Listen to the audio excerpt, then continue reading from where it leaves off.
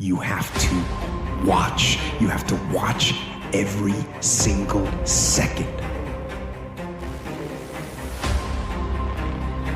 Because those seconds, they turn into minutes. And minutes turn into hours, and hours turn into days. There are times when you wake up and you feel like you're winning. You're just not motivated. You just don't feel like you have it today. Maybe you should skip the gym. Maybe you should just call it a day. Maybe you should throw in the towel. Maybe you should give up. But the fact that there's a maybe lets you know that you shouldn't. You see, maybe means there's a choice. But even though I may feel it, there are facts. The fact is the feeling is going to last. Facts do. We don't make hopeless pleas. A lot of us, we make hopeless pleas, like we pray with hopelessness. It's insecure hope. It's hope that doesn't really tie into belief. We make confidence statements. We don't say it can get better, we say it will. If you really embrace everything you're going through and realizing it doesn't define you, realizing that there's always a new day, a new beginning, realizing that the tide always changes, realizing that things will change, no storm lasts forever, it will get better in your life.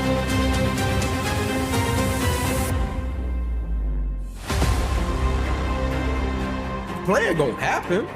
We can delay it, right? When we don't want to be courageous, when we don't want to encounter that level of faith that we know we need along our journey for our goals, dreams, and aspirations. You can delay it, but courage, that's a different ball game. That's pressing forward in the face of opposition, adversity, uncertainty. Different ball game, but the question remains, do you remember who you were before the world told you who you should be? That's the essence of courage to me. Turn the page. And just because you had some bad chapters doesn't mean your story can't end well. Turn the page. What is your wake-up call? What is enslaving you? What is controlling your thoughts? Is it the television set?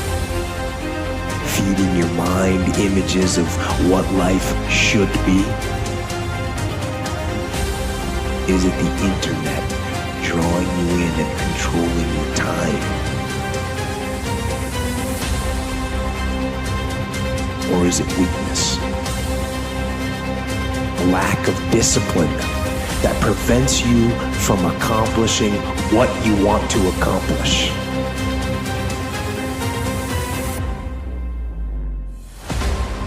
It's important for lost young people, male and female alike, to develop a vision and take on some responsibility and understand that they have a vital role to play in the world, that the lack of their best hurts everything. And I think that's true. And the sad thing is that there's very many people who have not heard an encouraging word in their life. And it takes so little to encourage them that it's rather tragic. You have to discover who you are in order to move you forward. If no one ever gave you the directions, when you get up in the morning, you go get in the car or you walk out your door, you have a destination in mind.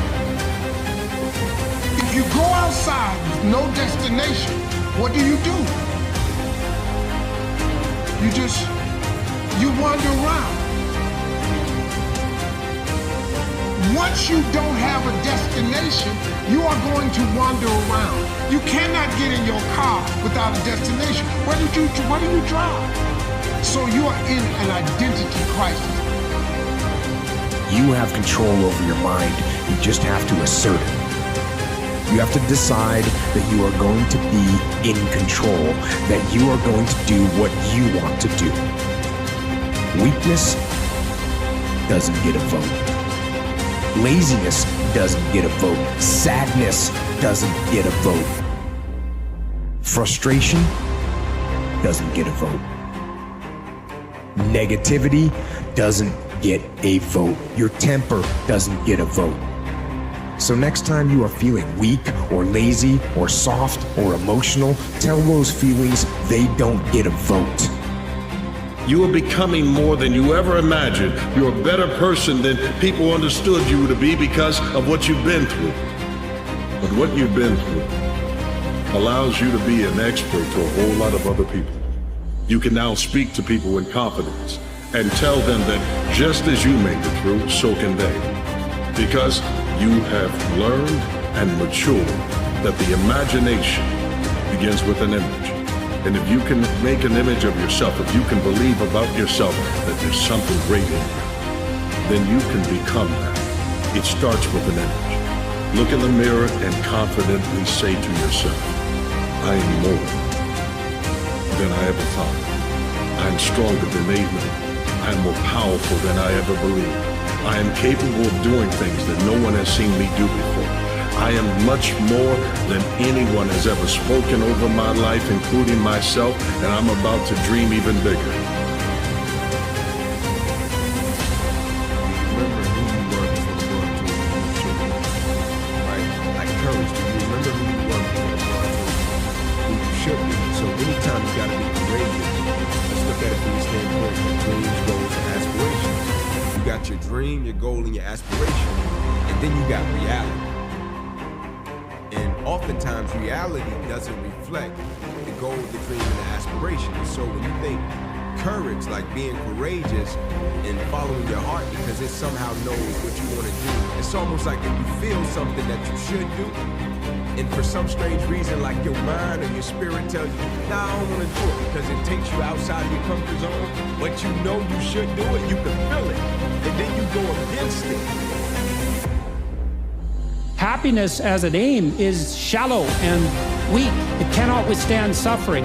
Obviously, because when you're suffering, you're not happy. And if the purpose of life is to be happy, then when you're suffering, your life has no meaning. And first of all, don't aim at being happy because that's just not going to work, especially when the storms come and forget about that. And there's going to be times in your life where you're suffering so much you can't believe it. And so you're going to need something a hell of a lot more robust than happiness to get you through that. And then you might say, well, what's more robust than happiness? Or maybe even what's more robust than pain? How about adventure? How about we go out and sail the uncharted seas? The first way to get focus is to find purpose. The way to find purpose is you must identify what it is that you have to be purposeful in. Right when you are struggling with what to do, who you are, what's your next move, you are in an identity crisis. You are struggling with just who you are. See, you have not discovered who you are. Because when you think about true courage, I look at it as a person being who they authentically were made to be. In every avenue, in every aspect of their life. When they walk out of the door in the morning, they are who they're supposed to be.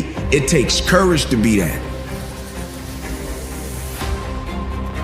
I'm not saying that there aren't things in life that we just have to do. There are. But what I am saying is ask questions. And don't believe everything that you're told, and don't follow the path just because it's there. Don't get in line just because other people are.